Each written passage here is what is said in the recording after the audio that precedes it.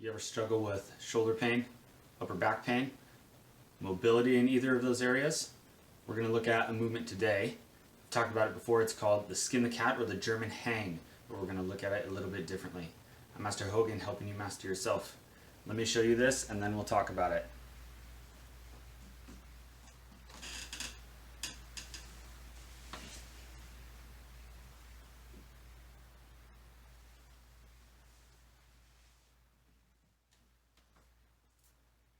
So that was it.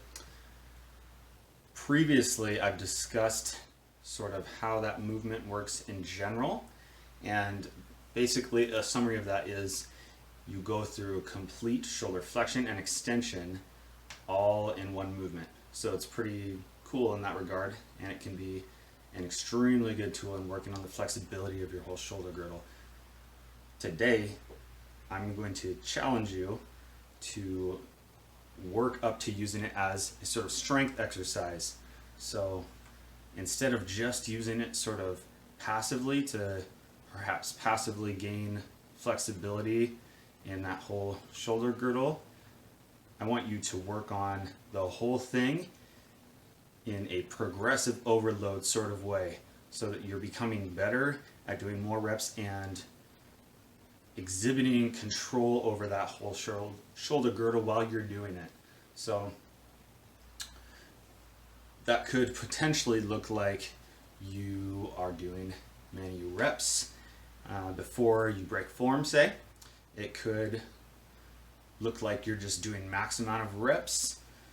It could look like any number of things. It really just depends on what your goals are, where you're at, and what you can currently do. So, as with any sort of calisthenic or body weight movements like this, you should just start where you're at, know and be real with yourself about what you can do, and then work from there. So, for example, keeping that idea in mind, that could mean, say, you need work on shoulder flexion. You might, if you can't hang all the way, for instance, maybe this is really where you're stuck, your weakest link, say, then you should work on pulling from here to here and work that part. Work it for reps and just program it progressively so that you get progressively better at it. On the flip side, if you're working on shoulder flexion where you're in that range where you're at the actual hang part, then you should maybe work on going from here and back.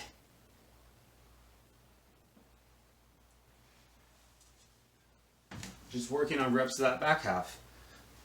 The possibilities are extremely endless, but as far as building strength, which is exactly what mobility is, especially within this region, that is what you should be doing. Shouldn't necessarily just be trying to become so flexible that you can get into those extreme positions. You want to be able to build the functional strength to control those positions and move your body in and out without losing control, because you are strong enough to maintain that. So, that said, as far as performing this, there's a number of variations you can do.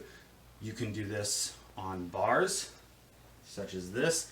I would actually recommend go to like your local park or something that has just one of those bars that is wide enough where you can get a comfortable width based on your current shoulder flexibility. So here, anywhere within there, based on what's comfortable. And then it's also supinated versus pronated grip. Okay, pronated, supinated. Those will both feel different. You should just play around with that to feel what is better. As far as getting the most range on the hanging part, you're going to want to go supinated, but it's harder to pull in the shoulder flexion when your hands are like that.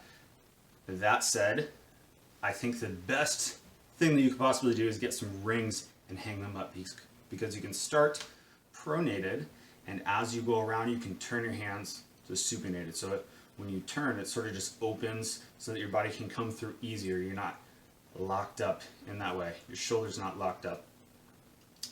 So that would be the best. Rings are kind of a bit harder, but easier because you don't have to fold your legs or have extreme like forward bend capability to get your legs through. So they're easier in that regard.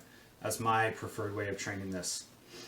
So all that said, try this one out. Again, this is skin the cat, or also called German hang. Try it. Work up to it in a progressive overload kind of way where you're getting stronger within the movement. As a byproduct of that, your whole upper body and shoulder girdle and upper back area will become stronger and more stable, which is really what you're looking for, and will really help you move to becoming pain-free in those areas. Okay?